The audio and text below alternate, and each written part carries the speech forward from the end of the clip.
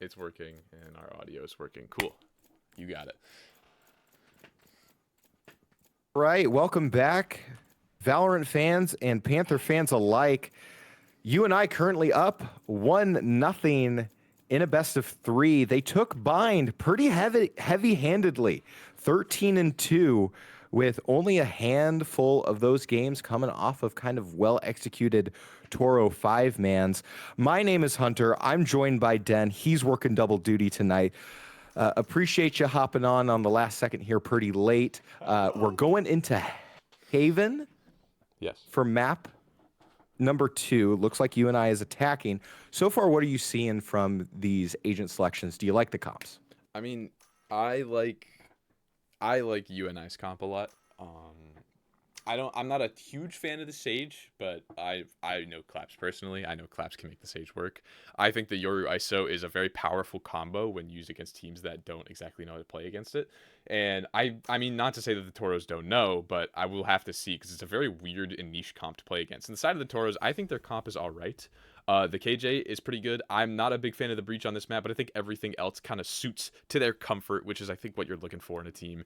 And overall, I think it'll be a pretty good game. It's just a matter of, I think, who can get more comfortable on these roles, especially seeing the ISO from Bot Jack, who's on Initiator last game, and Sage from Claps, who's on Smokes. I think it'll be really interesting. I'm excited to see how both of these teams will utilize these comps, with the Toros having a more attack-heavy comp, a lot of util dump, and with the side of the Panthers just, I mean, getting ready to brawl with their guns. Yeah, absolutely. And again, we saw that in game 1 of just like an absolute heavy pressure onslaught that we saw from the Panthers with their engages, their retakes, and of course they're at the end just briefly on their attack side. So hopefully this attack is going to continue as the Panthers are getting ready for round 1. Now, of course, there are 3 points to this map here. Den, do you think that's going to play into which one's first selected? Usually people like to go periodically to the B site here. Yeah, I was going to say, I think the B site's going to be a bit of a favorite pick here for the side of the Panthers, but we're going to have to see what's going on all the time, as early util is going to come out, and this Omen not going to actually find one. It's all going to be on this Breach, but again, just like you said, this B site torn wide open by this attack, and with a little bit of a double flank, we have to see how this pans out. I also love that I can see who's alive now, and who's dead. As Blue is going to go ahead and take 2 out and almost try and equalize the score. It's going to be a 2v2 on B site. Going to be looking in through that C-Link side. Blue with 3 and with 4. Blue able to go ahead and get a strong defense this time for the Toros. Could be the momentum shift that we're looking for here, Dan. And I'm very happy with how the Toros played this. I mean, they kind of had this B space first. The anchor got their one, got traded out immediately. The B space seemed lost, but the early double lurk out of Garage, that's the issue with this comp. The issue with the comp that the Panthers are running is that there's no info, there's no flank hold. And on a map like Haven, it is so easy to just have a quick flank come out, and it bites them in the booty. As Sova Blue just comes out with a 4K, and I mean, it's incredible how things are looking for the Toros to start for this map. Yeah, absolutely. And I'm going to be interested to see how that plays out too. Of course, the Sova with the Outlaw there, I believe. Gonna see how that's gonna play. Kind of defensively. Usually you want to be a little safe with that. But Botjack able to go ahead, take out Ender Kitty. And it's gonna be another B-side push for the Panthers. Drudge able to go ahead with the Spectre, take out 2. Down, B. And right now the Panthers kind of looking a little lost. However, Cass able to go ahead and pick up Kismet. Spike planted. 1 enemy remaining. Dredge able to find 4 and stealing away the ace is Blue. And another clean retake for DH. Again, very, very well played. The same thing happens. I mean, they get their B pressure. This time, Breach lives. And Breach living gets him 4 kills. But with just, again, a quick lurk from Sova, and I mean, they're just running circles around the Panthers right now. The Panthers are going to need to change something up with at least dealing with these flanks and this early aggression if they really want to get a foot into this game.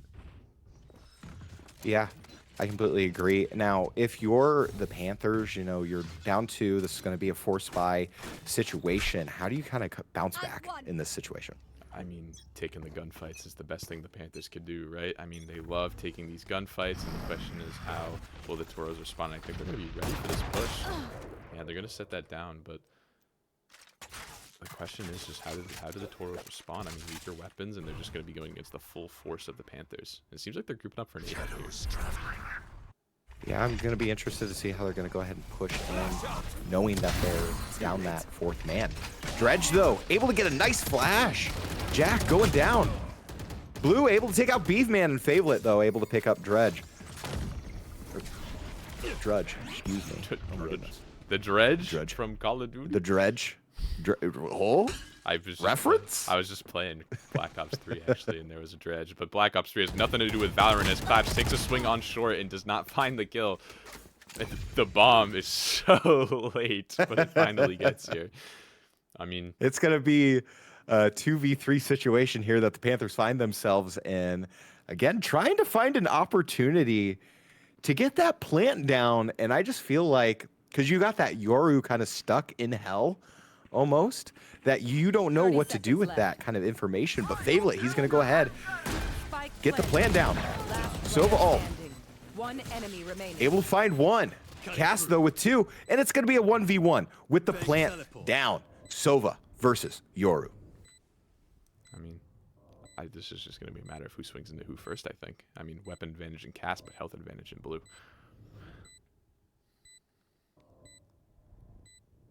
Oh, you got to think about that Outlaw, too. If you go ahead and get the do you save Outlaw if you win that? Whoa, Cass able to go ahead, pick up 3. And Panthers finally get their first check in this game. And would you say, Den, that Valorant can be a game of momentum? Oh, to some degree, at least. Absolutely.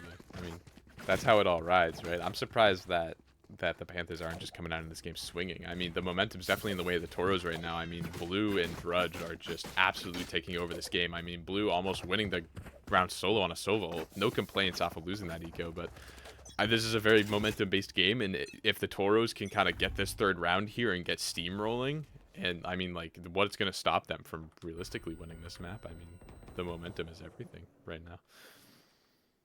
Absolutely, and maybe the Panthers are looking for that B site push, but I really like this spread setup that the Toros have on defense. And of course, you got that Sova that you got to worry about, and lots of information just from that little bot. Yeah, and it's just going to be another B. How are they going to be able to manage it?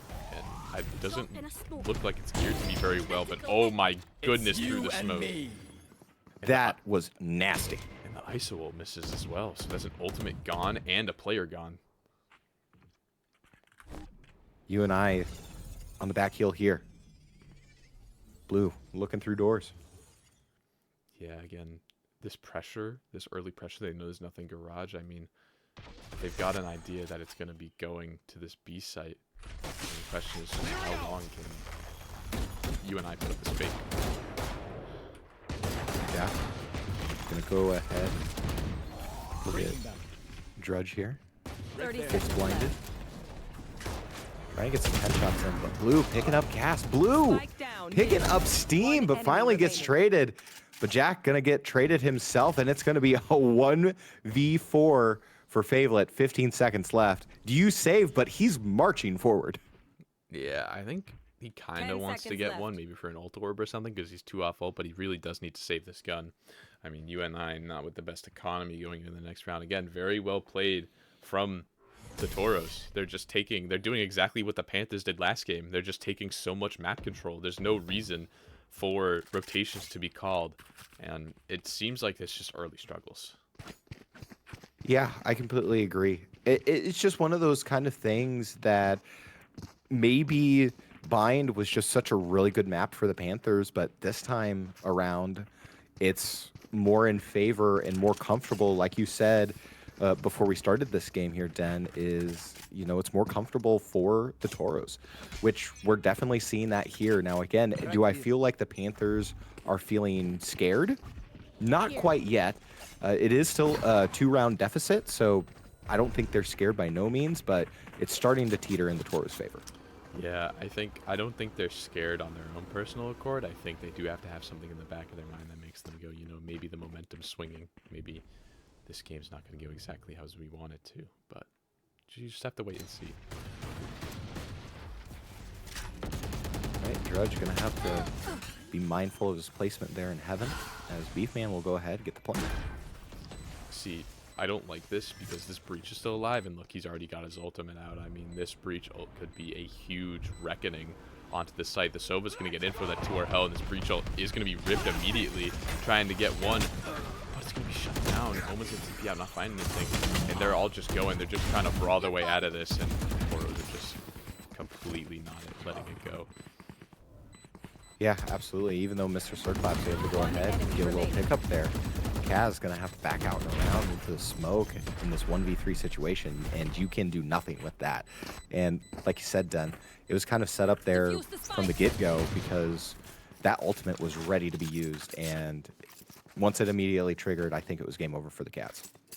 Yeah, I mean, you gotta kind of, in that 5v5 retake, if the Toros have that much utility, you have to think about what can I do to get this util out of their hands. In a 5v5 retake, when they've got that much available in their kit, is just not going to work. And I have a feeling that the Panthers are going to try and use this Yoru maybe to get them onto a site, but realistically, I'm not sure. They need to come up with some sort of game plan here to get the Toros kind of shaken a little bit. Placing swarm grenade. Yeah, we'll see here as it looks like it's going to be another A-lobby side push that the Cats are flirting with, but Jack able to go ahead and take out Kismet. So first early pick, we saw that play into favor for them in game one. Maybe this is where the tides turn in game two. Yeah, I mean, that's incredible. He was full stunned and trying to move. And he denies the fast flood from the breach as well, so very good util from the ISO. And it's a 4v5 retake with a res and a Yoru ult online, so not a possibility. No charges. Able to go ahead, take out Blue, who's standing there in heaven. Some smoke goes out, trying to clear some space for the retake. Yeah, I mean, it's just kind of shut down from here. I mean, A's one of the harder sites to retake, and with no util, I have a feeling that the Toros might just call a save. It's a possibility, but yeah, Ender Kitty able to pick up one. Beefman able to pick up Ender Kitty, but Dim taking out Jack.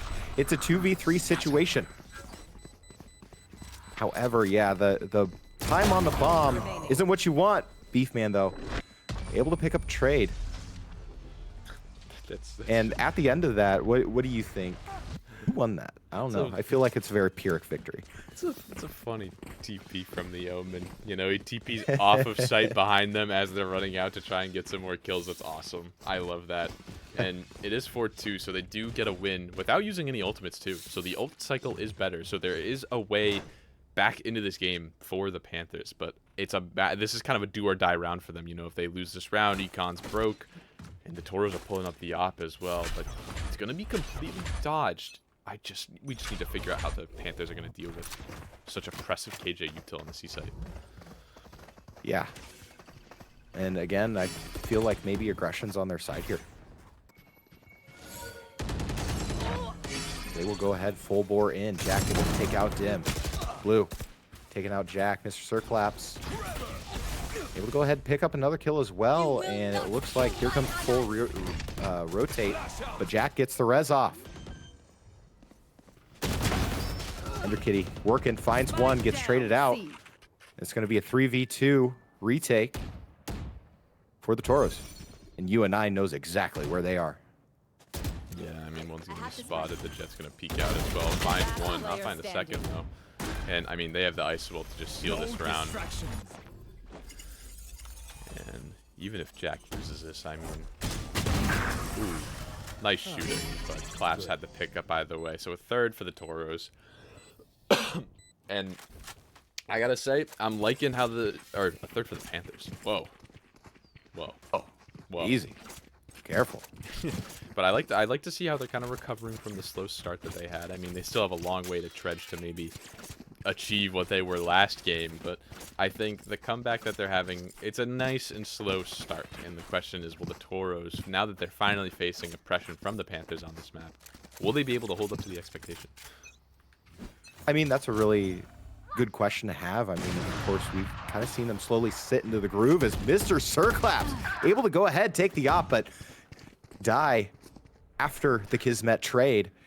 And, you know, again, you can still save that op in the end. You still win that kind of skirmish with a 4v3 situation. But then again, I feel like the Panthers now got to rotate and kind of rethink as the Toros are going to go ahead and expect that A site push. But like you've mentioned earlier, that C site just has so much util on it. It's going to be a quick rotate if they go that way. So is it a B site push? No, I think it's going to be a C-side push, although ISO is going to be spotted out, but I think it's going to be noted by the Toros.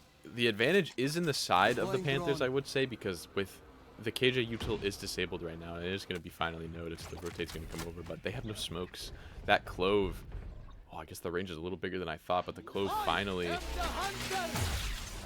getting picked off at the start of the round, having no impact. And the Sovol is going to come out and barely miss Yoru, but the question is how speedy of a retake, because there's not too much util. I mean, you have a stun and a flash, but how far can that get you against a team that has Sova and Yoru flashes?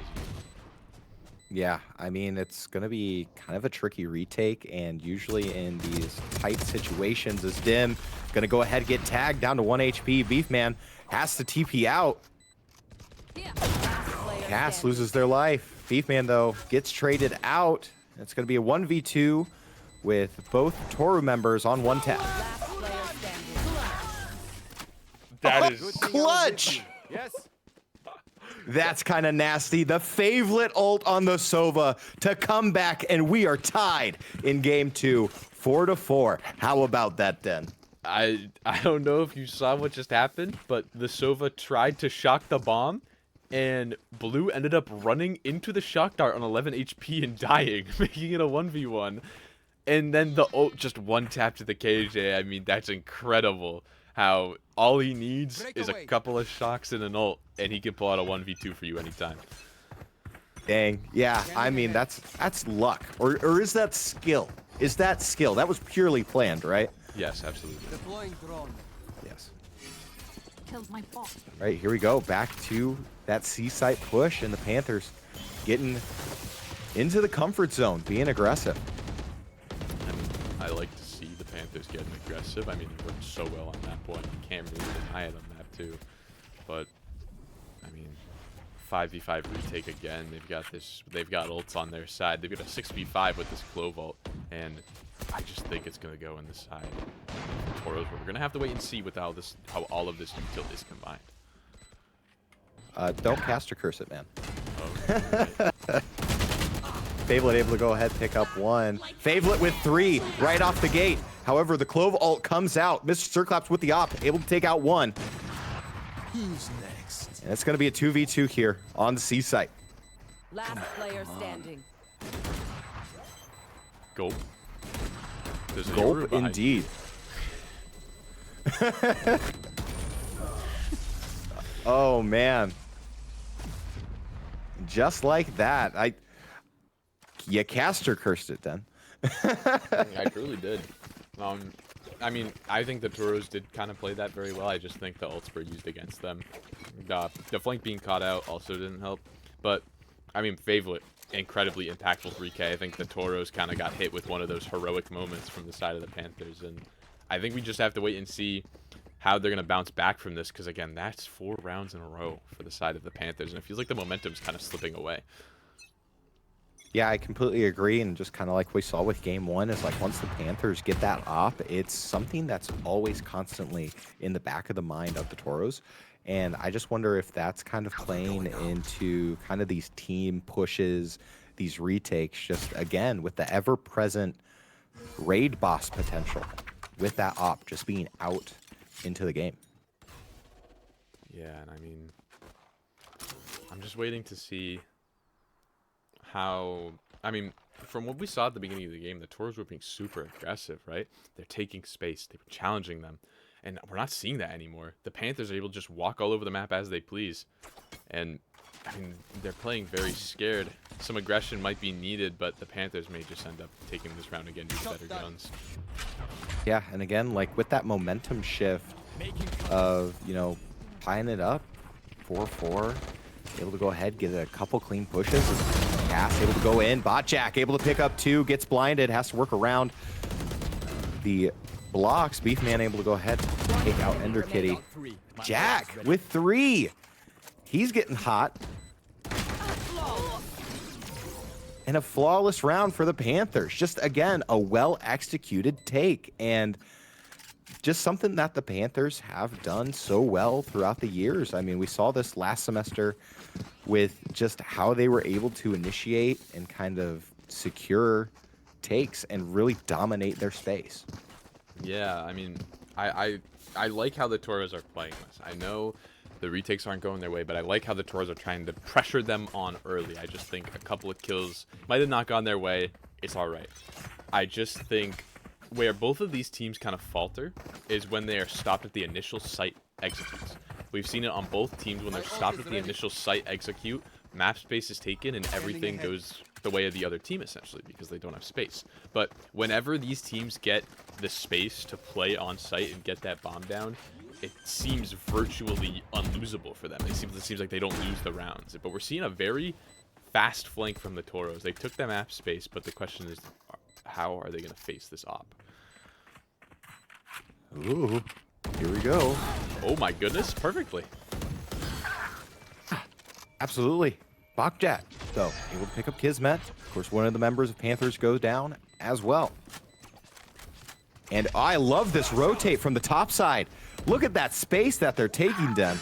I know, and it's just a matter. I mean, that's not even going to get him off the ult, right? I can't even switch off. Oh.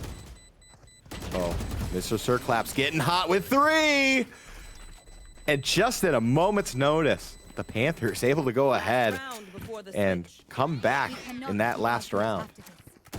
I mean, truly speaking, again, very well played from the Toros. I think Claps just runs out of the smoke and just, I mean, spray down. Perfect aim from him. Very well game sense for the Panthers to peek together at once. The Toros very, very close to winning that round. Very well played, taking that site space, realizing that none of the Panthers were playing on site. But I think, again, it might just be a little bit of a clap stiff because he just sprays down for 3 and ends the round on his own terms.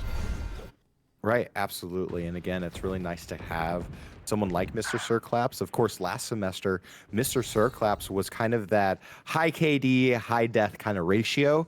He's really toned it back here and really making some smart decisions. And he's kind of committing to these aggressive little moments, very end in round, or very close to the end of rounds. And it's been paying off here this semester. Yeah, a little bit of a backseat, I say, but it seems like the team is kind of flowing very well. Beefman can't decide where to plant, but look at that. They had so many rotates dragged over onto the A site, and Panthers doing what they do best and taking 1v1s across the map. And one enemy remaining.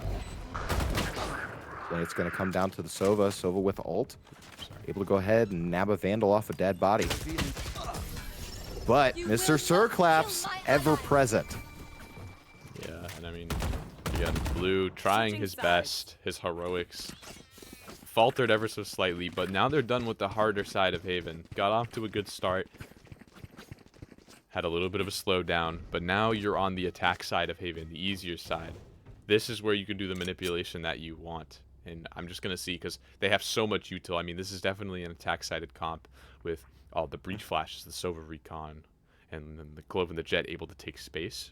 I'm excited to see how the Toros are going to manage themselves on this attack half. Yeah, absolutely. And we kind of saw a little bit in the first game that they kind of struggled there offensively, but like you've kind of said, it's more tooled for this kind of attack side push. So I'm kind of expecting, again, really good 5-man executes, and it looks like it's going to be A site. I mean, yeah. If we learn anything from Bind, we know that this team loves 5-man pushing, but the question is, how are the rotates going to stack up? Because we already see that there's 3 tords here, as they are going to go out into the site. I'm play-by-play passing. Now what the hell? Botjack's going to go out of the smoke, find 1. And everyone's going to be scanned, jumping around like a madman. He's going to find 2, but the trade's also going to go in the favor. Fight taken CT. Nothing comes out of it. 3v2. But again, trades just going so far into the favor of the Panthers. And all the world is asked on Ender Kitty. 84 HP and a ghost in hand. What can they mangle up for us? Slowly but surely peeking, finding one on a Favela, 24 HP, no overkill coming in, and Beefman a little nervous, but the spam coming in, not going to connect. Beefman with balls of steel, sticking it. Not going to find away. the kill, Oh, but you don't run away with your life, but you do end up getting the win. exactly. Sorry, I took over for a round. My apologies. No, hey, that's just how you know it's a good vibe. Exactly. It's nothing but good vibes here. True. Vibes and bullets. I heard that one from Vibes certain and bullets. Mr. Sir Claps. Absolutely. And again, Beefman with the cojones to kind of stare down those ghost shots just in the smoke on that Omen. Able to go ahead and get the defuse, staring down death. Eventually does take him, but just like that, the Panthers had a 5-game advantage. Or I guess 5-round advantage. 5 games. 5 games where it's... Oh my god. And Beefman, yeah, I mean, they're just going for the classic garage on an eco, right? I mean, no surprises here. And they are going to get trades in their way, though. Mr. Sir Claps with the Outlaw. Got to be thinking about that. Uh-oh. Can't find the Shots into the smoke, no can do, but Drudge will go ahead and get the plan on C-site. It's going to be the Panthers working around that C-Link side.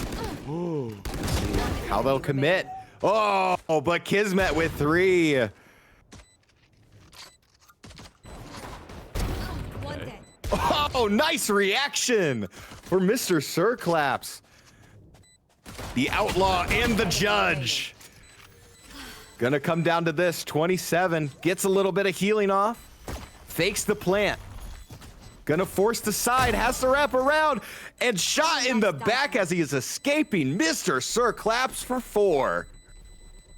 A 1v3. That's incredibly well played from Claps. The breach trying to wrap around. Thought he had the timing. Thought he could get away, but just missed it. And Claps just a little too quick with the Outlaw and the reactions. And that's a 1v3. Now, very well played from Claps, but again, a very good eco from the Toros. I mean, the Toros definitely putting a bit of a fight up, causing their anti-eco to go to a 1v3. But again, Claps is just, I mean, dare I cast or curse it, Clapsing. He is the high KD player. He is always going to go for those kills, and he's always going to come into succession eventually. And it's just really nice to see that even though this is the first game for the Panthers, usually you have some cohesion issues, but I feel like they're communicating very well, and this team is kind of well put together. As Kismet, though, able to pick up 2, and it's going to be an A-site push. UNI is going to have to quickly reassess and reposition. Ender Kitty, though, will go ahead and get the plant. Yeah, very well put together, but at the same time, I mean, not much you can do when a Vandal's running at you and shoot you in the head, right? I mean, a lot to ask for the last 3 players, but I just don't think it's going to be happening this round. Yeah, I mean, it's going to be tough. Sometimes that man advantage is, you know, a little bit too much. I don't care if it's like a 1v5 ace. Like, how rare is that, like, realistically? As Blue will go ahead and get Mr. Sir Claps. Beefman goes down as well. And it's Favelet with the Judge. Gonna see if he can get some eco, but the drone gonna show him out. Damn. Ooh. Nice play there. And just like that, we still kind of have this 10-round deficit. I don't want to cast a curse, or I don't want to assume nothing, but is the momentum shifting back with the Toros? They're gonna lose! They're gonna... No, I do think the momentum is shifting back in the side of the Toros. Yeah. I think that, I mean, they need anything to get their spirits high, and if it's just one round win, I mean, they're going to snowball off of that. I mean, back to their, like, ever so working A-hit. I mean, it's just a matter, I think it's not a matter of how well can the Toros play, I just think how will the side of the Panthers counter this. And if the Panthers can counter it well enough, then the Toros will have a difficult time.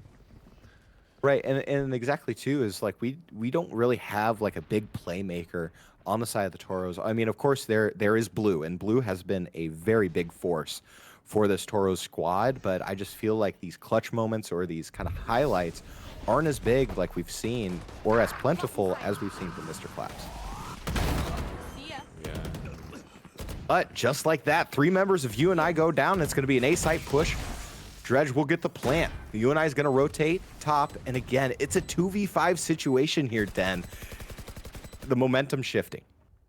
It definitely is. And I think it's going to be a bit of a safe call here, which is very smart. Keep the econ up. I mean, you've got 5 rounds on them. No need to force anything here. But, I mean, yeah, like I said, we know that this Tauros A hit is going to work well. The question is just how will the Panthers react to it? Can the Panthers shut it down before the Tauros decide to divert to a different site? And so far, it's looking like no, but adjustments, hopefully, to be made. Yeah, what kind of adjustments would you think need to be made? Put Sage on the site. Simple as. Yeah. I think it is smart to put a Sage wall garage normally. That's like the Haven way. You put Sage towards BC and you wall up there. But I truly think that you've seen them go A almost every round. You may just want to put Sage towards there. And if you're not going to put Sage towards there, then put Omen on the A site, which it does look like Omen is going there. And you're going to be able to have so much more stall with that Omen blind. And then whatever other util you have, I mean, if they're going to be going A, you just need to stall them out until the rotates come. And I think with Omen and ISO and Sova, you could do that. That is a very feasible option. But yeah, I completely agree, and it's going to be interesting to kind of see where the Tauros will go ahead and press the attack. This time they're going to go that C site kind of push, when UNI is like full bore right here committing to the A defense. But just like that, Kismet able to pick up Mr. Circlaps. UNI kind of caught with their pants down, and they're going to have to full rotate. Yeah, I mean a little bit of a risky play for Claps, but I mean, at the end of the day, it's a bit of an eco round. You need to go for those those ballsy plays to try and get picks, and it just doesn't end up going in the way of him. Tauros, again, very nicely picking him off, and a lot to ask for the rest of the Panthers to try and make their way back into this round. Blue able to go ahead and pick up Jack. And just like that, Panthers are staring down, you know, kind of this momentum shift, as Favolet will go ahead, pick up a Phantom, and again, it's a 1v3 situation. Favolet, though, able to go ahead, pick up Dim. And he's kind of staring down that C garage site. He's probably going to save at this point, you believe? Yeah. And I think it's just going to be another round for the Tauros. I mean, very well played going to the C site on that eco. I mean, a bit of a poke from the Panthers. Maybe something a little bit to worry about, that goes with that weak of stature, gets them down to only 2 players. But, I mean, Favolet saving that Phantom, and I think maybe a little bit of a question needs to be called due to that C exec. But, I mean, I think you just need to keep banking on the fact that they go away. This site, these fast site execs have just been working flawlessly for the Tauros, and I think you may want to start reconsidering how you're playing this defense if you're on the side of the Panthers. Yeah, so, and like you kind of said before this game, this attacker's composition is more tooled for this, and I just feel like they've been able to kind of use their utilities to better advantage, and been able to kind of take a little bit more space, or, you know, negate the space from the Panthers just as easily. I know, but... And already... Oop, quick little trade there for Dim. Mr. Circlaps will go ahead and take Jack on the res, so that trade now turns into a 5v4 in favor of the Panthers. Here comes that A-side push, but it looks like the Panthers are holding B. Favolet, though, able to get a penetration kill on Kismet. Dredge goes down as well. Blue, able to go ahead and pick up Favolet. Beefman and Blue might stare off, but Blue's going to rotate into Cass. Right there, able to go ahead and get it done, and that's a team ace for the Panthers. So, sorry I interrupted you there. No, you're okay. I actually interrupted you. I wasn't expecting there to be too much action. I thought it was just going to be a quick kill, but them able to find one. But that's the kind of difference I was looking for. Not exactly what I highlighted with the stack A, but taking that space mid. It's, again, we've seen that these players 5-stack hit everywhere they go. So if they are all on one side of the map, you take space on the other side of the map, and you know they've got to be on that A side. And the Tauros immediately going to try and cancel this out, but they're not even going to try and go for it this time. Yeah, and they're kind of spread. They're not being very aggressive, and I really like this Sage wall play here on B side, as they being the Tauros, going to notice that, and they're going to have to either push right through, use some util, or just pick a whole new site. I mean, they might just wait it out, in all honesty. They're expecting him to be up somewhere. This is conditioning. This Sage has always been on top of this wall, so they're super nervous about it. It's going to force him towards garage, which is kind of where a semi-stack is, I'm not going to lie. So we're going to have to see if the Tauros play this. Yeah, some good information there with the location reveal, but Mr. Sirclap's able to go ahead, get a headshot on his net. Jack shooting through the garage doors. Gets a little bit, but not enough. Oh my goodness. Omen and Breach are right next to each other. Wow. Wow. That has to be the craziest timing ever. I wish I could have seen that from the Breach's POV or just from the Observer POV, but it seems like the Tauros are just going to head back towards this A site, I think. 30 seconds Yeah, left. I think that's going to be their commit here. Of course, you were kind of able to mess around with that B side a little bit. Of course, the walls down, something that you got to be mindful of. But Jack able to get some information, miss some shots though. Favelet. There they I'm are. gonna go ahead, use the Sova Dart, gets the location reveal, finds that there's only one and there's 10 seconds left. So the Tauros will need to go ahead and get the plan in. Sova ult comes out, tries to zone, and gets no value. However, blue does get traded, and the Panthers are going to be looking for the retake towards the spawn site. Jack pushing through hell, gets taken out. Favelet, though, able to pick up Dredge. He gets traded out. And just like that, a really nice kind of slow pace, something that we haven't really seen from this Toro squad, taking their time and kind of poking at the defense until something eventually braked.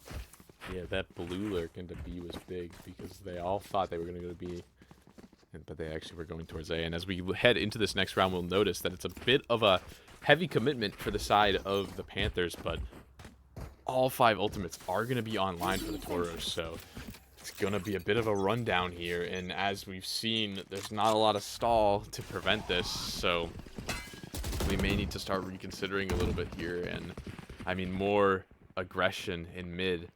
So it's going to be a little bit of a crunch here, but with the amount of ultimates that they have, I just really don't think it's going to matter. Yeah, and that can just turn the tide of any team fight as Dim's going to go ahead and take out bot.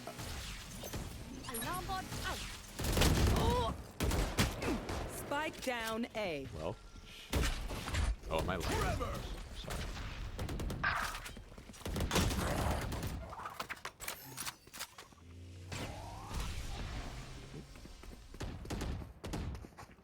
I cannot hear my caster anymore, so I'll play-by-play over this a little bit. The Euro ult's going to go out. Ult is going to be invested as soon as the kill is found, and there's going to be a little bit of spam coming out. All positions are going to be noticed by this Yoru, and the Breach is going to find one, but the Yoru is going to TP out in the middle of the open, and it is going to be notified. Not finding much. I mean, Globe dying, Omen's playing back. It's so much to deal with. There's a little bit of a crunch going on, and there's so much going to be asked of on Beefman. The Yoru is going to go down, and the Omen just trying to find pot shots, but Soba handling him handed. It's going to be 9 for the side. They demand a fight. Who are we to disobey?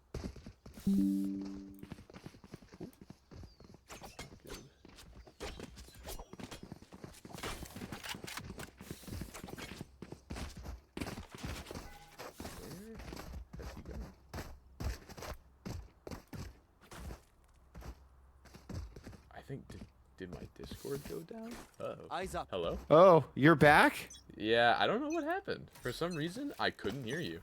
And then I accidentally pulled up my Discord on the stream. I had it on my main monitor for some reason. You're good. Hopefully stream didn't look like it went down.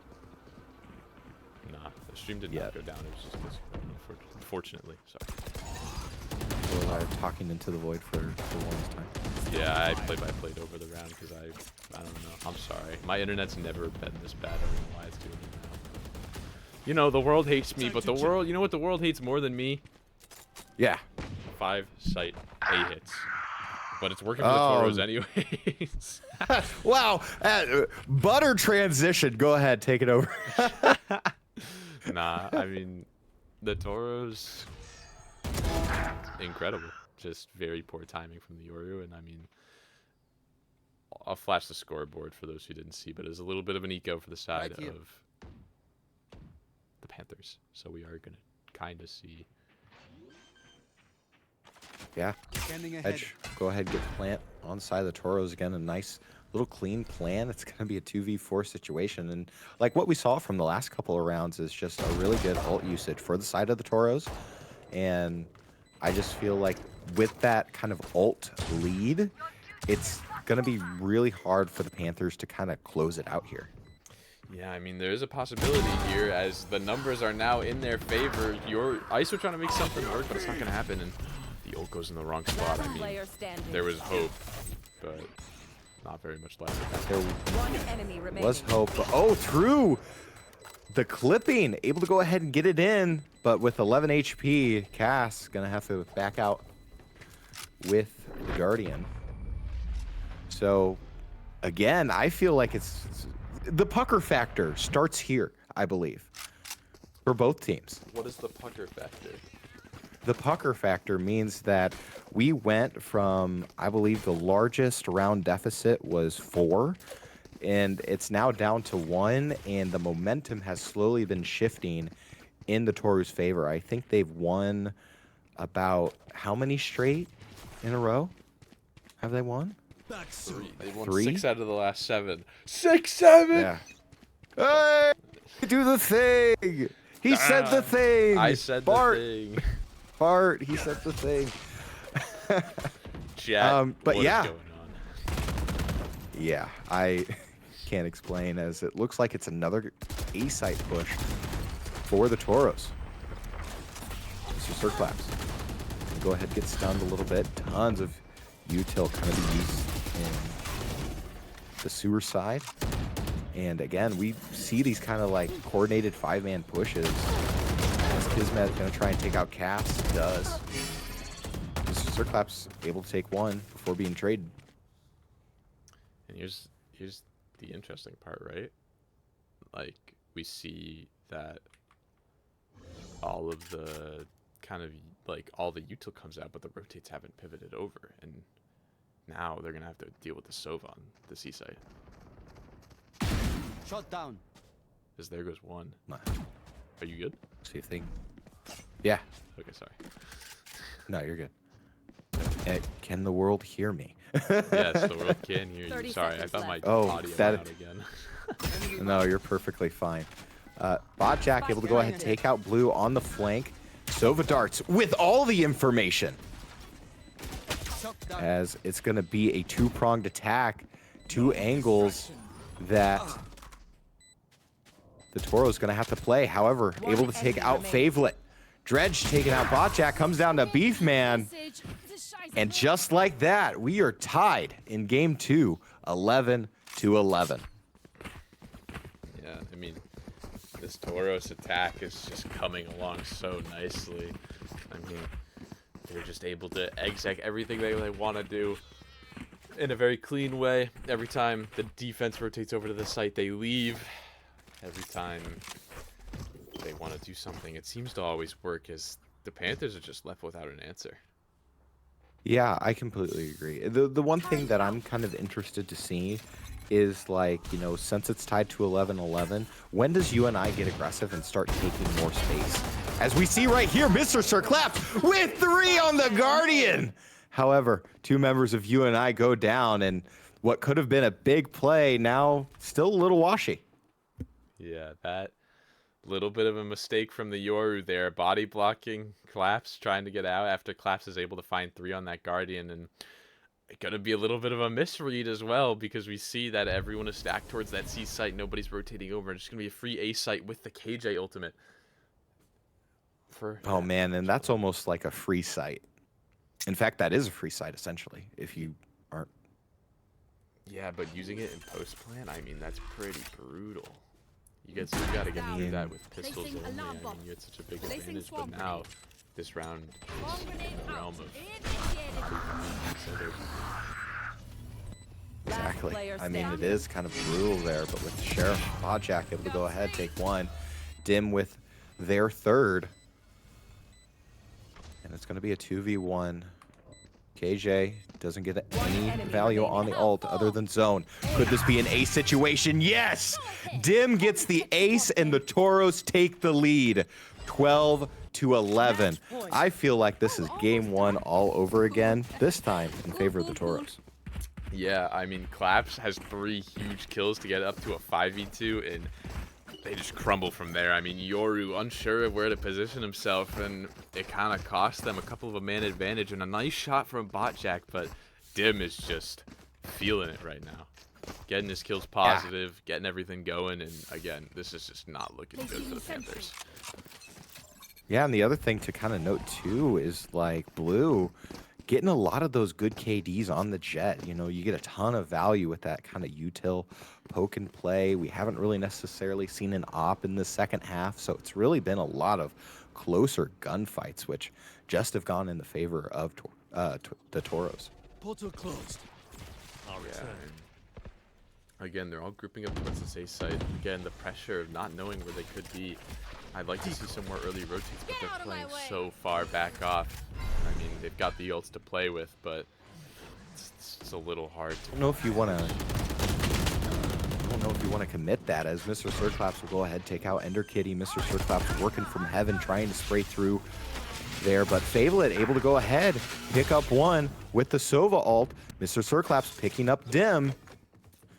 And it's going to kind of force a 4v2 in favor of the Panthers. However, getting some of that util Spike planted. and the res now for the Panthers. However, Cass quickly goes down. And a really well-executed kind of retake there in the end for the Panthers. Yeah, very well combination. Very good ults, plural, Yes. used on the side of the Panthers. And, I mean, it's a good way to bring themselves back into this. Use a little bit of a crutch on those ults, and now you start on that attack side, the side where you found all of that success, so you can get the momentum rolling back into your way and putting more of the pressure onto the Toros. Now, remind me again, overtime, right? You still got to win by 2, right? Yes, it is 1 round on attack, 1 round on defense. First team to win 2 in a row. Thank you for my tiny little mind. It is it's a little bit of a hard concept when you're starting.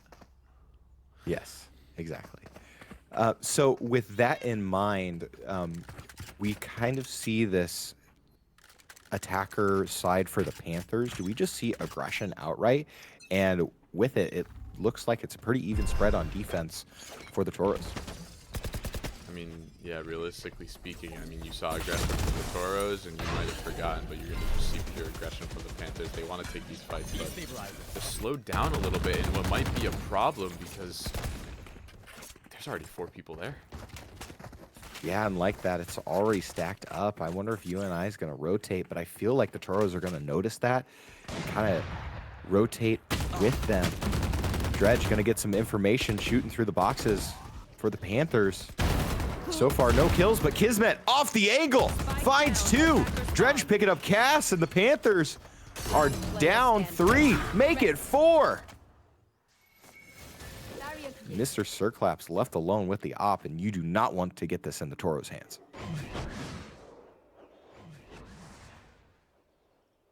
See what he can do in this 1v4 situation, and that's absolutely nothing. Well executed defense for Blue and the Toros. Switching sides. Match point. And, I mean, not much you can do. You get stuffed on the C-hold, and they run up your flank, and I feel like they kind of got to take a note out of their book. I mean, they've just been going A every single round, and I think it's time to finally put some pressure on that flank side, and it seems like they're sorry. They're swapping it up a little bit here, putting claps on that op. But they're pinging it out. They're ready for it. The question is, how will they respond? The shot And will just be like missed. that, yeah, really nice blind, though. Yeah, I'm a little concerned about how this is going to go, because now they're already all grouping up towards the other side of the map. I mean, Favolet versus Blue. Let's see who's going to pop first. I know Favolet kind of has that little sliver if he wants it, but it's going to be, how is Blue going to commit? Because he wants to take that angle. He just doesn't want to commit. Oh, and the claps footsteps might make Blue peek a little bit, but Favolet's still holding this. He's going to get diffed anyways. And just like that, everyone's going to be running. But there's going to be a trade mid, so numbers still equal. Yes, and that's very important. Yeah, and where will the Toros go is the big question here. I mean, they're kind of flashing this B site, which we'll kind of see there. Of course, you get a little poke damage, some information, so it might be a full rotate to C just through that C garage. As we see Beefman hopefully 30 seconds communicating left. that information as Kismet's going to go ahead and take him out. Botjack, though, Spike planted. not going to notice. Blue, able to go ahead, pick him up. Yeah, I mean, very hard game and retake to win now for the side of the Panthers. I mean, there's so much to do. It's very young. Last player standing. Yeah, oh my goodness. And Mr. Sirkops goes down. It just comes down to Cass, just like that. Attackers win. A really well-executed game for the Toros. Of course, the Panthers had some good points. It was all for naught just because of the ult usage. And I feel like the comfortability on attack for the Toros, just fantastic. Well, 14-12 in favor of the Toros. We're going into a game 3. Stick it right here on UNI Panther Esports.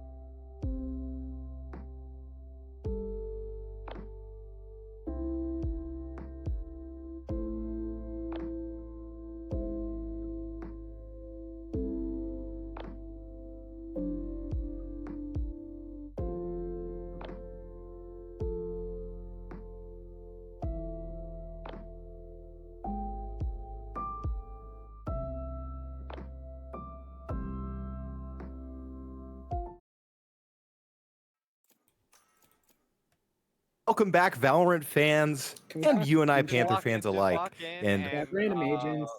oh Yeah, my and goodness, I'll I'm just getting double volume. back us up. Oh, someone you're needs to good. dodge. That's why I Sorry, got bad. baited. Oh, it's all good. Sorry, we have one AFK right now too. No way. Epic. Welcome back, UNI Panther fans and Valorant fans alike. We have a barn burner here in the midnight oil. Currently 11:41 p.m. in Cedar Falls, a late one as we are going into game number 3. The Panthers able to go ahead, take game 1 in a pretty heavy-handed 13-2 win. However, it was an absolute nail-biter in Haven with the tide turning in favor of the Toros right there at the end where it tied up 12-12. And then just like that, in quick 3-game successions, the Toros eventually taking the advantage 14-12. My name is Hunter. I am joined here by Den, burning the late night oil. And game 3 here on Haven. What are you expecting with these compositions? So I'm gonna cut you off real quick. It is math 3, but we actually just played Haven, and they actually had 2 people AFK. So we are going to leave Haven, switch it to the right map.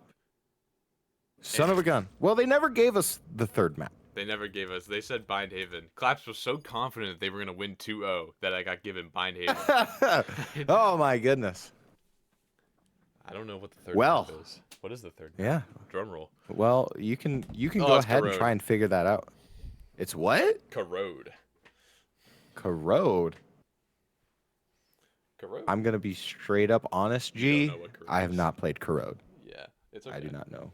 If you would like, I could do a lot of the casting, the play-by-play, because I know Corrode. I actually like Corrode a lot. Corrode's a very spacious map, which I actually think is going to benefit the Toros a lot, because I think the Toros benefit from having a lot of, like, map space, essentially. And Corrode is a map where you have a lot of, like, generally speaking, very, like, neutral map space. Like, you have to fight for the map space, especially in mid. On defense, you have a lot more space than on attack, so it's a very demanding space for map control, and I feel like that's where the Toros and the Panthers excel a lot. So I think this is going to be a very good defense outing from both teams, but I don't believe that attack is going to be pretty for either of them, I'll be honest. I think it's going to be a very defense-sided game here, and I'm excited for what both teams have to bring out. Yeah, I'm gonna be interested to see. I'm gonna be completely honest. For the very short time that I do like to play and that I've watched Valorant professionally or to any degree in collegiately, Deadlock is like my favorite character. Ooh, that's a big problem. Ooh. I don't like, I'm a Sentinel player, I don't like Deadlock. I think she's okay. Oh. I think she's okay. I think she's not Yeah. bad, but she's like, there's better options. She's at a state right now where, like, she's not a bad agent, but if you wanted to do the job that she does, you would just pick a different agent. Like, you would pick Vice or Sage or, I mean, like, you know, just someone with Right. stall capability. Right. And like typically I know that there's like a Deadlock map that I absolutely love. And I almost want to say which one is it? Lotus? Lotus, yes. Love Lotus Deadlock. Too bad Lotus isn't in the map pool. Boo. Boo. Boo. I'm gonna riot. You're gonna riot to Riot Games? Hey, funny jokes, funny jokes. But in all seriousness, what do you think of these compositions as they are locked in here? I mean, both of them are weird. I mean, you see a Reyna come out, you think, okay, maybe that's a little weird. You see Raze come out, and you think, you know, maybe it's a little weirder. You don't really see Raze on a map like Corrode very often. You see Waylay, you see Jet, you see Yoru. And then you look, and you see Harbor, and you're like, what the hell is going on? Harbor? In the Big 26? Harbor. And then you look In over the on this side, and Big you see 20. Deadlock? Hello? But, I mean, Yeah. both comps with a lot of, like, surprise factor, right? Like, you don't see a Right. Harbor very often. You don't see a Deadlock very often. So there's a lot that these teams are going to try and get away with, a lot of one and done. So I'm excited to see how they're going to both kind of pan out. I'm going to be interested to kind of see how this turns out, too, because I think what it boils down to is kind of this initial site push. Yeah, a Hold on, I have to do a little bit of swapperoo on the teams on the stream. So you're gonna have to give me uno momento. But Yeah, I can go ahead and do the thing. And it looks like the Toros will go ahead and push B site pretty aggressively, where it's just the Reyna, I believe, sitting there. And here come the Toros, just kind of all pushing on point. Panthers are going to have to wrap around Planted. as just quick little trade comes out after the initial skirmish. And Cass will go ahead and be working around that B elbow. We'll go ahead and get traded. One enemy remaining. That's going to be a 1v3 situation, and Blue picks up 3. Just in very quick succession there, and a really nice, well-executed first pistol rounds for DH. yeah, I really like how they kind of played that. I mean, as I kind of highlighted previously, very map space heavy, and they took a lot of map space, and when they took a lot of map space, they won their gunfights. Need I say more, ladies and gentlemen? I think I found the formula. The win condition is win gunfights. The I win think condition, take map space, win gunfight. No longer is Take this it a back. utility-based game. This is who can walk further on the map and who can shoot their gun more efficiently. this is just Counter-Strike. This is Valorant. This is Counter-Strike, except everyone's running around in smokes and orbs and shooting guns as Beefman finds an eco kill, but oh man. Yeah. Ender Kitty able to go ahead, pick up Cass. Blue picking up Favourite. Bombs already planted on that B site, and it's just so small of a space. That's my first initial impression. One enemy remaining. As I mean- Blue is able to pick up 3 again. Beefman with the outlaw misses the shot. Kismed with the vector. Yeah, I mean, B site is very close, very jam-packed. A site is more of an open site, but I feel like with these closer weapons, you're going to see the Toros definitely gravitate towards this B site. Now, something that the Panthers probably need to pick up on is map 1, they hit A like 10 out of 12 rounds. Map 2, they hit A like 10 out of 12 rounds. Map 3, they've hit B 2 rounds in a row, and the spike is over towards B. I really need these Panthers to either play quick rotate or realize these guys are going to hit the same site 12 rounds in a row. Yeah, I feel like it's very well rehearsed, and the only time that we kind of seen them confused is kind of those early map aggressions that the UNI Panthers had, just in quick succession, as we see Botjack here going down to Blue. And I guess another factor of it, too, is that Blue's gotten hot and Mr. Sir Claps has gotten cold.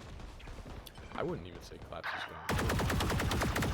Goodness, there goes 2 top mid, and this is a 5v2, and There. they're all just going towards the B site. I don't think Claps has gone cold. I think might be. I mean, Claps dropped 28 last map, for Christ's sake. I feel like he's still feeling it. It's just a matter of how the team play is going. I feel like the coordination is lacking ever so slightly. Oh. I'm nervous. Oh, they're gonna Pucker factor. True. I mean, surely this might just be a save, right? Last Claps player just getting standing. annihilated. This Guardian finding 3 Oh on the my round is gosh. absolutely insane impact from Dim. I mean, there's just so much, like, because this should have been UNI's round, and it is absolutely not. And of course, you've got the eco that you got to think about. I mean, 3 on the Guardian. I just feel like Toro's just been doing a really great job at managing eco. Like, especially in last game, it almost seemed like the average that they were holding kind of in the mid rounds to later rounds was like 3K.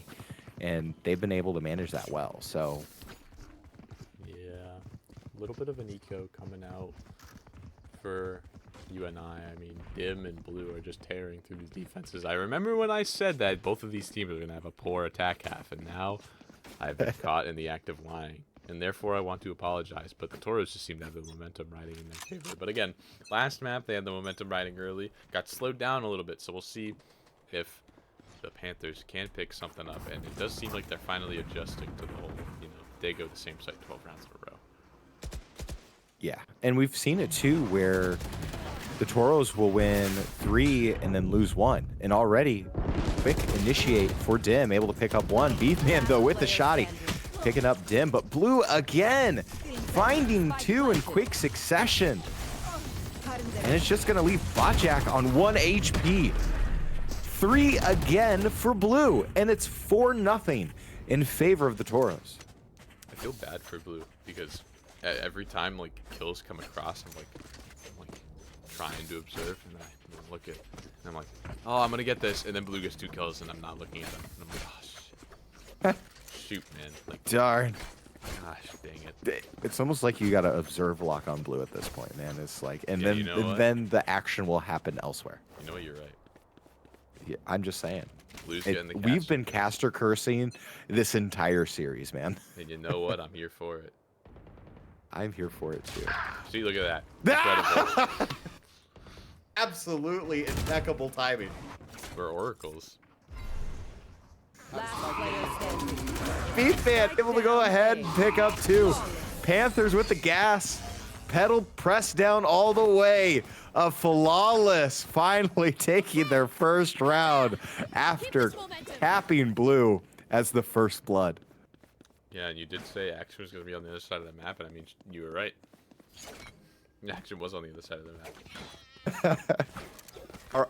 All right, Oracle. Then what are we thinking this time? What's gonna happen? I'm thinking Beefman is gonna miss his molly. He's gonna smoke it. They're gonna come out. He's gonna miss his molly, and then he's still gonna end up getting a kill somehow. Get out of my way! Nice. Here's the smoke. Right there. No molly. Okay. Maybe I'm stupid. Oh, but here comes Blue, just able to commit. Just there you go. Unfortunately, that didn't work this time. You know, 50-50 could have worked. Wow. Nice bazooka from Dim. Blue gonna be taken out by Mr. Surclaps. No charges left. Blocking sight. Blocking sight. And gonna go ahead, work around the arch. Well placed shot, knows exactly where he is, but gets traded out. Kismet with 2. Ender Kitty cleaning up business.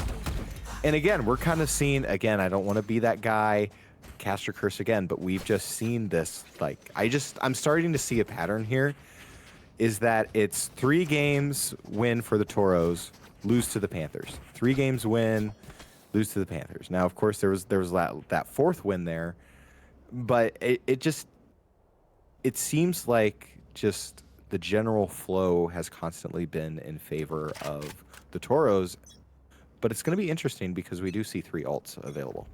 Yeah, I mean, if there's a way that you work yourself back to the round, it's by using those ultimate abilities. And you've got both of them on this A site here, and oh my, Collapse is just going to go down in mid, and there's that aggression. Your aggression player is now gone. The question is, how are you going to find yourself coming back into this round?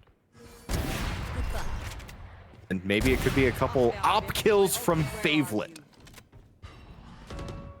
Maybe. We'll see. I don't want to curse nothing. Cass, though, able to take out Blue. Last player standing. It's going to be a 2v2. Spike down Jack A. gets traded out. Drudge. Gonna go ahead. Have to work around now in this 1v3. Oh, commit to the corner. Unfortunate, but really nice reaction shot. With 38 E and a dream. I mean, I think Favelet's just going to shut it down with the top right here. Yep, and that's 3 on the round for Favelet. A little bit of a scare from Cash. I got a little nervous. That, you know, all good. Understandable. All good. We're good. Deep breaths. Maybe the times are a changing. Potentially. I mean, of course, because we saw only the one ult commit from Mr. Surclaps. You go ahead, get the kill confirm. You're going to have 4 potential ultimates ready for this team fight against the 2. Kismet could get their ult available if they get a little hot, but kind of see here. And again, it's just an A push again and again and again from the Toros. When will the Panthers learn? Wait, he misses the molly. He gets one. Wait. Sorry. I was just late. I was just late. I wasn't wrong. I was just late. I was just early. Whatever. Yeah, you were the first to call it. Just it happened a round later. It did. It happened a couple rounds later. But again, finally, some of that pressure that we were looking for from the Panthers being put onto the Last player standing. Last is gonna find one. Ender's gonna get the trade, but a 1v3, very well shut down from the Panthers, and we're looking at a third here. Drop in a smoke. The smoke's gonna come out. I'm gonna be interested. Kind of push the issue. Ender, they're behind you. Oh no! And Cass able to go ahead pick up Kitty. So tides are changing. It feels like they're kind of just the Panthers are kind of winning these one-on-one gunfights just a little bit more. I would be interested to see if they're going to start cycling through these ultimates to maybe start building more eco. I don't know what your thoughts are on that. Right here. Or do you think you hold on to it until you absolutely need it? I think if you're gonna use it this round. If you don't use it this round, then you save it for when you absolutely need it. But we'll see how it gets used. I think this hard roll is gonna need to come out eventually, especially with this fast hit coming. I think they're gonna use that cycle. Dredge able to go ahead, take out Cass, will get the res off, and like you said, they're going to start using some ultimates. Maybe they'll commit some more, knowing that the Toros are right there. Kismet able to go ahead, take out Cass. Mr. Surclaps goes down as well. Ultimates committed from UNI, just absolutely emptying house. Botchak able to go ahead, take out Dredge, but Dredge with 3. Blue able to take out Jack, and it's 1v3. And Fablet's not going to commit with that op. Yeah, ults and trades don't go your way. You tried, you gave it your best shot, all good. Drudge is disconnected. Quick, go! They're down a man. There. Oh. No, we're gonna have to probably go into a tech pause after this, but... Understandable. All right. Well, if they're going to go into a tech pause, then Panther fans, if you want to support UNI Panther Esports, go ahead, do ! merch. That'll take you to our Guardian Pro line where we have t-shirts, hoodies, fully customizable jerseys. Valentine's Day already happened. If you didn't get something for the gamer in your life, this is the time now where you can rep UNI Panther Esports and kind of make up for that lack of a gift. And a fully customizable jersey would get that right with your significant other. So go ahead, do ! merch, and get some merchandise today. Another thing, if you do ! socials, that'll take you to our link tree where we have all our links to our social medias. So catch when the next game time is going to be. Get access to our Discord. You can chat with the players and myself. I don't know why you'd want to do that, but you can chat with the players and other members of the Panther Esports community. And of course, you'll get access to our YouTube where we can go ahead and relive or rewatch your favorite moments with Panther Esports. So ! socials. And we are still probably at that tech pause. Yeah. We are waiting on Drudge to connect. I need to make a quick phone call at 1 in the morning, I know. But I need to make a phone call. The important phone calls. I need to wake someone up. So okay. I will be probably mute for a little bit. So you may want to go on a little bit of a spiel, and I will be right back. Sounds great. All right. Well, if you are also interested, I know that there are a handful of events that UNI is going to have hosted later on this semester. I do believe that one of them is going to be a Super Mario, I guess, Mario Kart. It is a Mario Kart tournament. And I do also believe that they're doing a Super Smash Ultimate tournament again. They are capping the number of entrants, or I guess people who want to register for that event at 64, I believe. And I think, members like PEZ and I think a handful of other really good Iowa ranked individuals are going to be at that tournament. So we will have potentially 2 streams up and available if you desire to watch that. We will have a side stream for VODs, and then of course we will have a fully commentated main stream. I know that another thing, if you are interested in kind of how this UNI Panther semester is going to work out from the broadcasting side and angles of like when games are going to happen, I do believe that on Tuesdays we'll have Rocket League. I believe that is also Marvel Rivals Night. Wednesdays we have Overwatch. We do have a JV and a varsity team. One of those will at least be broadcast, and of course Thursday we also will have a league team. I can't remember when they play in the PCL. I know historically it's been on Wednesdays, but I think they've been adjusting. And then on Thursdays, rounding it out, it's going to be Valorant. Now, kind of looking around the horn here in the Central 2 Conference, the biggest thing to note here is currently UT Tyler, University of Texas Tyler, is currently 2-0 on the season. They played games earlier today. They are currently leading the standings. Right now, closely right behind them is the UNLV Rebels. They are currently 1-0 in the conference as well. Kind of looking at the updated standings University for of Tyler. Central 2. Yeah, University of Texas Tyler. Did I not say that? No, you did. I just I wasn't listening because I was like, calling the guy, and Yes. I just tuned back in and I just hear Tyler, and I was like, Tyler. Tyler. Yeah.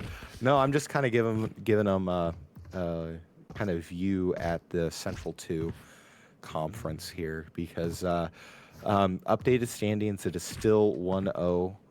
In second place is the Rebels. DePaul is currently 1-1. And of course, UNI had their first game rescheduled against the University of British Columbia Okanagan. Oh, Okanagan. Yeah, that's right. That's how you phonetically say it. Okanagan. University of British Columbia, Okanagan. And then, of course, rounding out this, all in the 0-1 category, is the University of South Dakota, McNessy State, and then, of course, the team that UNI is playing tonight currently is the California State University, Dominguez Hills. So, really interested to kind of see how it's going to shake out. Hell yeah. Always excited to see Valorant. Yeah, I mean, it's a fun game to watch. I know I got a really good buddy of mine who is an alumni of the school, and he doesn't play a lot of video games, but he loves watching Valorant. Like that and Rocket League are kind of his like 2 games that he's like, I can get used to this. I mean, dude, Rocket League, I gotta say, as a guy who doesn't play Rocket League is, oh me, oh my, an entertaining sport. I love watching Rocket League. Yeah. Yeah, I mean, not much more I really have to say, I think. I mean, it's kind of just... Rocket League is good. It's so fast-paced, it's so nice. And that's what I really enjoy about it, is kind of the fast-paced nature, and it's so easy to take advantage of mistakes. And, like, I know we kind of talked a little bit about tide changes here, or I guess the momentum shifts. Like, if you want to talk about swings of momentum, it's kind of like the level of basketball. It's kind of crazy. Yeah, I mean, I gotta agree with you there. I really do think that...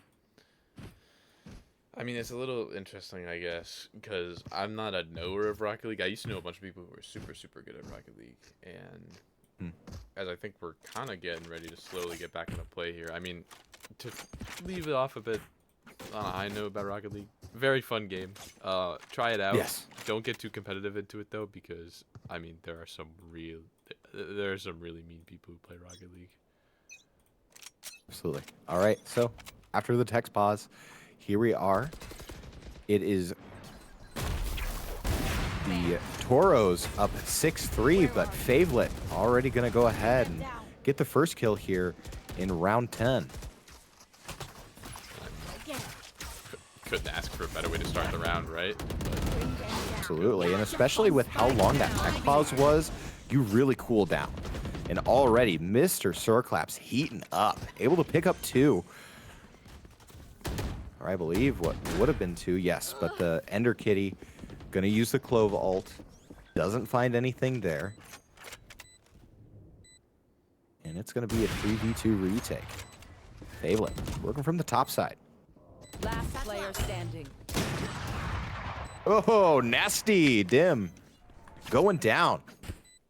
And UNI able to go ahead and get the defuse. So maybe this is the momentum shift coming out of a tech pause. And again, you know, with these types of tech pauses, it's kind of like a free timeout. You kind of get to talk, calm your nerves, and figure out what you're going to do moving forward.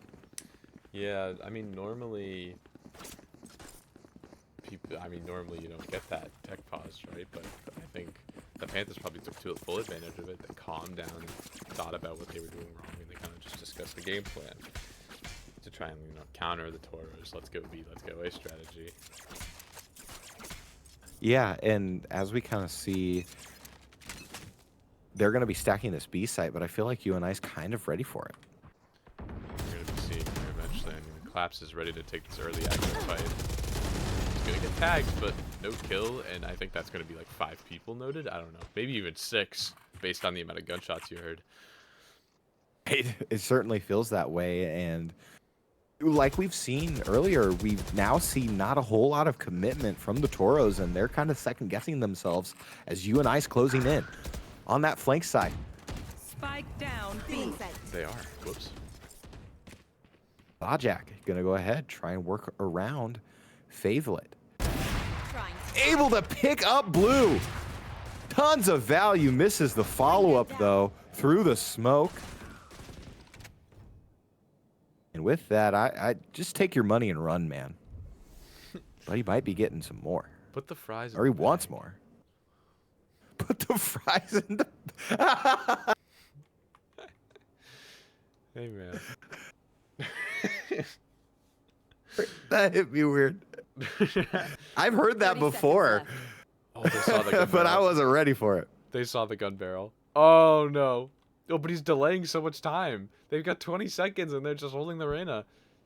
Oh, no. He's Jack. unknowingly stalled them out like 20 seconds. They And know. They know, but, I mean, they've 10 got enough seconds time left. to get the bomb down. Do that? Maybe. Oh, it's going to be close. No, he doesn't get it. Oh, no. Spike dropped. Unfortunate. They kind of played with their food a bit too long. And Last you and round in I the half. pushing the deficit now down to 1 round. Last round before the half. I'm really excited what this game 3 at the half turn is going to be. Yeah, and I mean, this started out as such a strong Toro pace, and they got to be kicking themselves a little bit for giving up a 4-5-1 lead into now being 5-6. I mean, the Panthers were lucky to get 4, and now they're coming out of this half with potentially 6. Yeah, and we kind of notice it too that now Favelet's got the op. That's been their Achilles heel, especially in game 1 where we saw that 13-2 kind of domination was just because of the raid boss situation with Favelet on the op.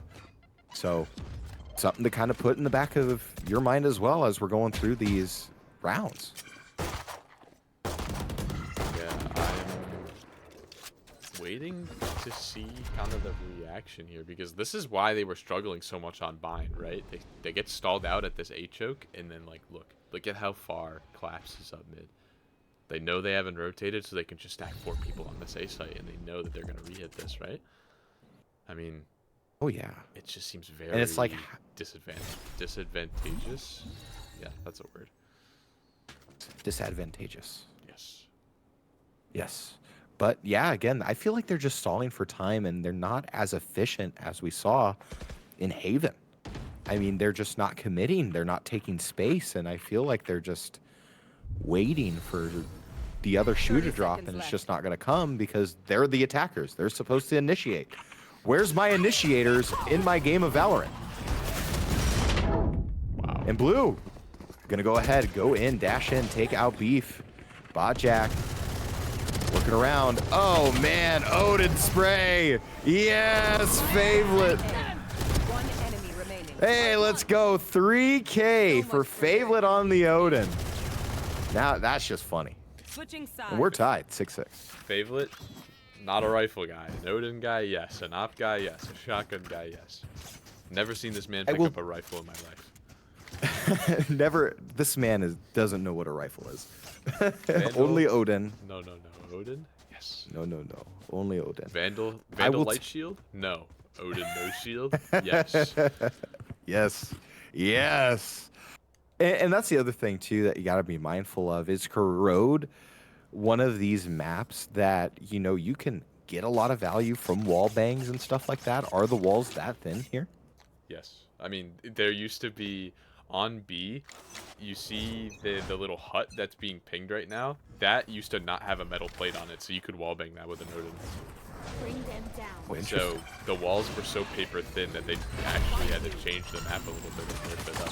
So you would get one. And All right. Collapse finds one. Not finding a second though. Shut down by Drudge. And fast retake going to be denied by the Harbor wall.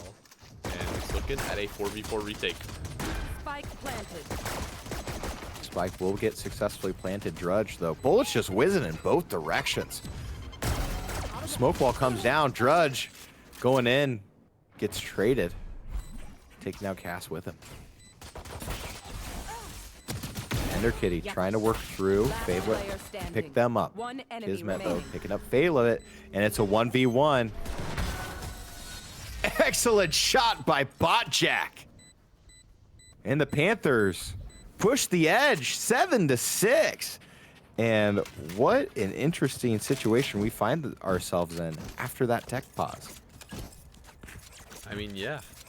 Well, haven't lost a round since the tech pause. Call it what you will, but I think Favelet and Bob Jack are just here to win. Yeah, absolutely. And, I'm going to be kind of interested to see, like, the playmakers from both of these teams. How are they going to either maintain their momentum or kind of switch it back? It's going to be one of those things that I feel like with this second half, is it going to be Blue who's going to get a ton of kills, or is it going to be Mr. Circlaps like we see, just kind of mounting that high K? Yeah, and I mean, I'm not surprised that they're able to take the site this easily. I think that, when it comes down to it, the guns advantage is just going to be very, Drop in a storm. you're going to get diffed. That's what happens when you have the gun advantage, and guns are going to come out advantage. One enemy remaining. Favelet. That's all I need to say. Favelet and sentence. Yeah, Favelet, team push, kills, win team fight, Yes. win gunfight. Yes, indeed. And Beefman, though, able to go ahead, sweep it up, and UNI pressing the advantage. That makes, what, 4 straight, 5 straight? 5 straight, I think. Be pretty close to that. I want to say 4 or 5 straight. I'm in the wrong 5 button. straight, Yeah, something 5. 5 straight. 5. Wow. 4, 5. That looks like 5. I can count. This late at night. 1, 2, 2. 3, 4. Oh, it's 5. Look at that. Looking to be a No, hot 6th, dog. though. Looking to be a 6th. Could be a 6th. And the Panthers are coming out strong here. Drudge going to have to fight for his life as Mr. Circlaps is going to drive right into Blue. Drudge, he's going to pick up 2. He's going to be around the boxes. Blue able to pick up Bot Jack. That's going to be just Favelet with the Phantom in a 1v4. Going to go ahead, try and work around the arch. Drudge knows he's there. Maybe gets a tag.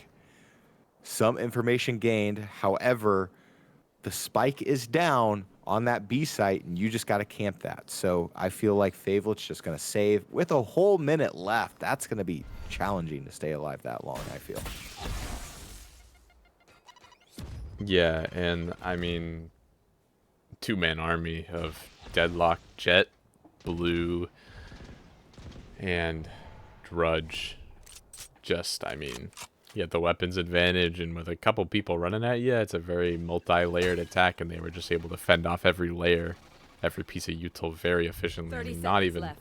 batting an eye, only losing 1 life in the side of Blue. I mean, you cannot complain saving 4 rifles into the next round. I mean, Favelet's looking to get some rifles out of hands here, but I just don't think it's going to happen.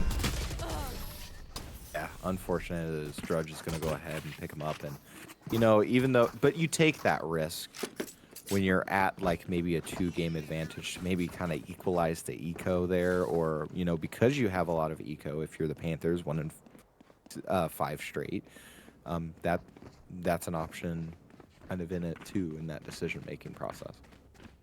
Yeah. And, I mean... So if you're the Toros, what do you think that they need to do to kind of equalize this here and get strong defense? I mean, I think you just have to do that pretty much. Meet them before that they can break your crosshair placement, and try to break them off of all these angles that they're trying to play. Shoot them down. Win gunfight. Win gunfight, yes. Valorant is about shooting them in the head, not in the body. We'll see. Absolutely. And that's the other interesting thing too, is like the bullet placement is like the same every time. As Jack will go ahead, take out Blue before being traded, and it's going to be a 2v3 in favor of the Toros. And this little mid-top push is going to rotate around to B-Link, and we'll see if Beefman's going to be there. And he is! Able to take out Drudge. It's going to be down to a classic 2v2 as the rotate's going to be from the spawn side. Yeah, very kind of mishandled. Not letting the trips in the wall, handling that B main pressure, kind of getting a little worried. And then Beefman just hitting the excellent shot, and we're going to have a bit of a clash here in CT. 1 enemy remaining. But Beefman able to pick up 3, looking for his 4. Dim. Having to use a couple satchels, try to zone away from the aggression. UNI is not going to go ahead and take a bite out of that. They will go ahead and rotate back around for the retake. I expect Dim to kind of fake the plant. And Beefman with 4. Able to go ahead and get it done. Fantastic round out of Beefman. I mean, he's Beefman. What can you say? Yeah, Beefman. And the interesting thing about Beefman is, like, if you were to take last semester and be like most improved player, who would it be? A majority of the team, if not all the team, on the side of the UNI Panthers would say it's Beefman, because he, you know, consistently earlier on just really struggled with his KD kind of score, and, you know, he kind of insta-locked Omen. But as we see now, he's getting more comfortable in different rows. He's kind of equalizing that KD, and it's paying off to the benefit of the Panthers. And already out the gate, 1 member of Toros down, and the Panthers pushing hard. Yeah, absolutely. And I mean, I think they realize that they're on a little bit of a gun disadvantage. And I mean, Panthers do what Panthers do best. They go out and they shoot. Example 1, example 2. Flawless round for the Panthers, 10-7. And the Panthers are in game 1 stride right here. So comfortable with that. It's going to force the Toros to take this time out. So what do you think the Toros are discussing here, Den? I think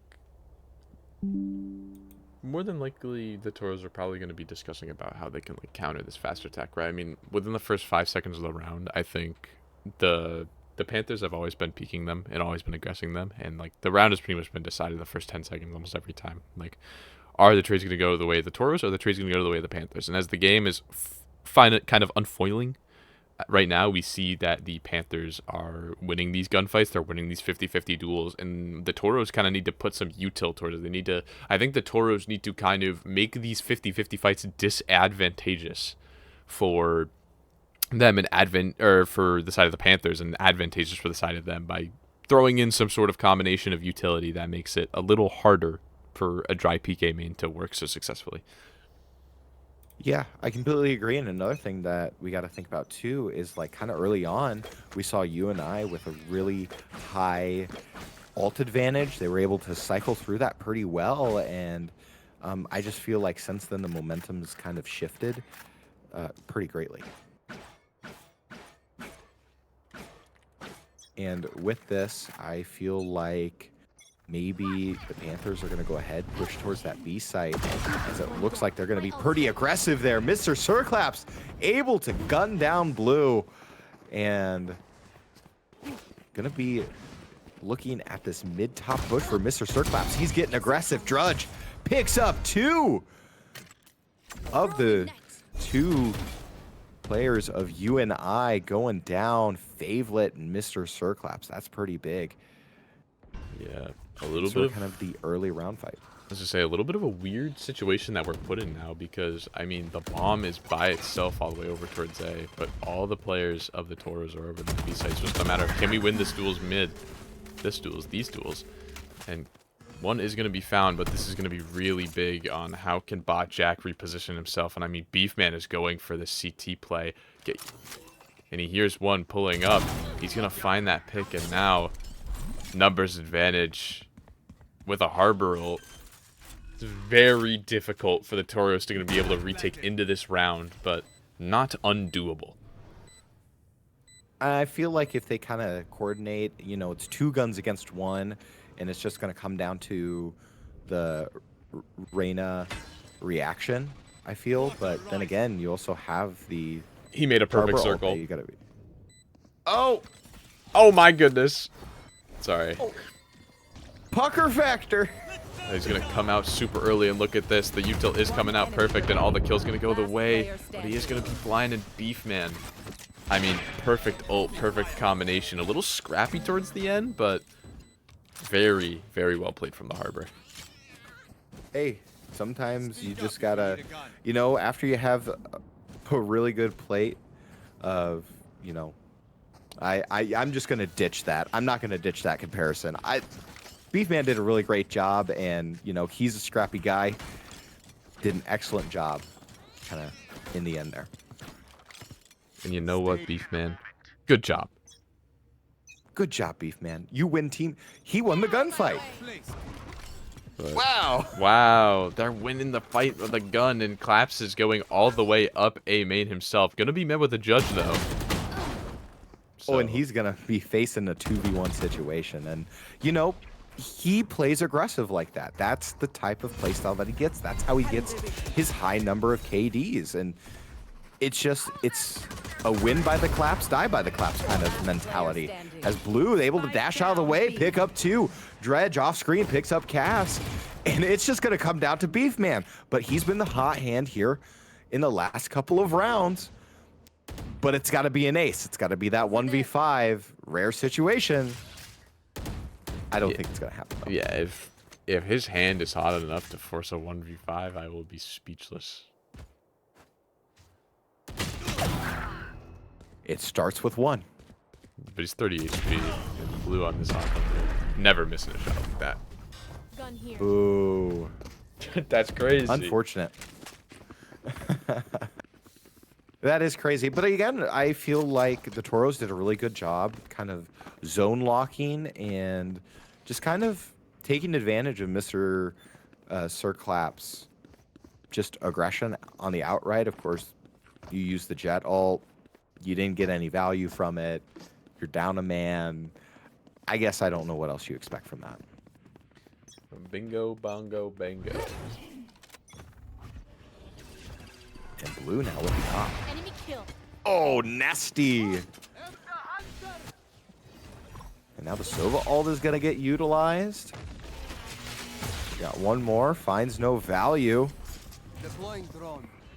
Yeah, and they're still gonna poke their way into this, which is kind of the smart play. You're forcing an op into a close quarter scenario, but gotta account for that mid player, and it seems like these guys are kind of just pincered at this point. Yeah, I mean, it's like you're backed into a corner. What are you going to do in this scenario? Is Fablet's going to take out Dim. Cass is going to take out Blue. Spike Kismet down A. gets traded, but taking Beefman One enemy with him. remaining. Cass able to find one. Clove comes back from the dead. And it's going to be a runaway situation. I feel like the bomb will be planted, and then it is going to be a 1v1. Last player standing. Here we go. Health advantage on the side of the Clove, though. I'm not sure how well this will go. Yes. Indeed. Indeed. I mean, it's kind of what you expect. You kind of want to face that head value because you know where the Clove ran off to. It's just unfortunate that you can't quite hit your shots, and you guys kind of met at the same angle at the same time, so you didn't get any jump factor. It was just kind of a 1v1 situation that was played very well for Ender Kitty with the health advantage. Indeed, indeed, indeed. Indeed, indeed, indeed, indeed, indeed. As we are now pushed to 11-9. The Panthers trying to look to close this one out super late. Oh my goodness. 12:27 in Cedar Falls on UNI's campus, and I'm sure a lot of these students got class in the morning. But maybe not. There's actually a snowstorm going on right now. So we'll see. Yeah. I don't know. And it looks like it is going to be an A-site push for the Panthers. Silverdart comes out. Mr. Circlaps getting picked again. I feel like he's just getting caught out there and trying to be a little bit too aggressive because he knows he's 2 games away. Ender Kitty able to pick up Cass. Kismet finds 2, looking for a third, can't. Favelet takes him out, and it's going to be a 1v3 for Favelet. He's kind of caught out, backed into a corner in a pocket.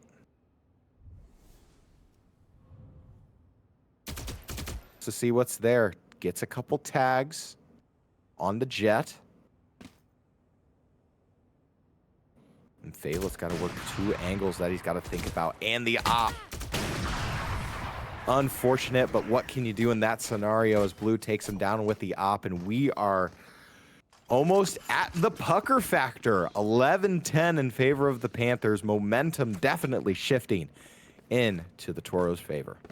Yeah, I mean, they keep running into this operator on A. I mean, I think some mid-game plans are going to need to come taken into effect. I think they're locking down these main perspectives, and I think they're failing to realize just how much more of the map they could explore and they can use it. It looks like they're going for a little bit of an A split here, so we're going to see, I suppose.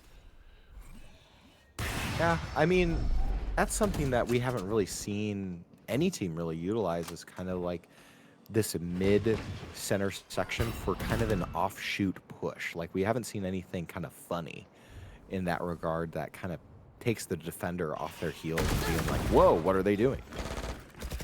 Indeed. But Mr. Circlaps, again, you know, being aggressive. This time, Favelet's the one who pays for it in the end. Sorry, I interrupted you. No, yeah, I wasn't saying anything. Mace. I'm just curious about how this retake's going to go down because it's a 4v5 with weaker weapons, but you do have the harbor ult for precedented aggression if you need it. And I mean, I would be afraid to commit it and need it later, you know? But Kaz able to go ahead, take out Dim. Botchak finds one, gets taken out by Ender Kitty. Mr. Circlaps on low HP, takes out Kismet. 3v3. As the smoke finally clears, it's going to be a Clove res. As Kaz has 3, it's a 1v2 with no time to spare. Under half now for Ender Kitty to try and find one. And Kaz gets her first 4K of the night. Excellent job. Match point now for the Panthers. Can they close this one out. What do you think, Den? I mean, after last round, I think anything's possible for this team, right? I mean, they had the gun disadvantage. They ran a very good mid split, and I mean, it just caught everyone on the Toros so off guard. I mean, nobody really knew where anyone was. It was so chaotic. They just got lost in the sauce, dare I say. And they were saucing up last round, but now we're back to the same old. Let's run it down main. Maybe. Seems like Collapse is a little bit of a different idea. Yeah, we'll see if the Panthers can put the fries in the bag. Got to use my new terms now. My kind of question here is, like, now that they've made noise B, will they pivot back towards A? Because, like, look, the Toros seem lost as to where they could be, right? They had 2 people rotating over, and then now they're heading back, so... Yeah, I'm really kind of questioning this. Rotate, because I completely agree. I feel like they have zero information on the side of the Torus, and you're not using any util. As Mr. Circlaps is finally taking advantage with that aggression, able to go ahead, pick one. Blue's trapped in a corner, and now they have to re-rotate out. The Toros caught with their pants down. Beefman will go ahead and get the plant. Mr. Circlaps able to pick up Ender Kitty, but Cass going down as well. It's a 4v3 situation. Beefman backing out. It's going to be waiting on the retake. Blue forces the Jet ult Here. to see how this one is going to engage. Or how they are going to engage. Botjack able to take out Blue. It's a 4v2 now for the Panthers. Kismet goes down. And the Panthers got Dim in the way with 3K. Mr. Circlaps wins it for the Panthers in Game 3. And again, very smart from Claps there, realizing no one's holding this close angle and the deadlock trips aren't going to detect me, so I can just walk up and slowly approach and pick that deadlock off. And from there, it was just no contest. I mean, the site was taken so easily. You have the Harbor and Fatal for retakes, and at the end of the day, you can't really do much against that. Yeah, absolutely. I mean, it's really, and again, big shout out to the Toro and especially Blue, who, you know, like we see here, 22 kills, 4 deaths, just was a thorn in the Panthers' side. I think what it boiled down to at the end of the day was comfortability, like you've mentioned.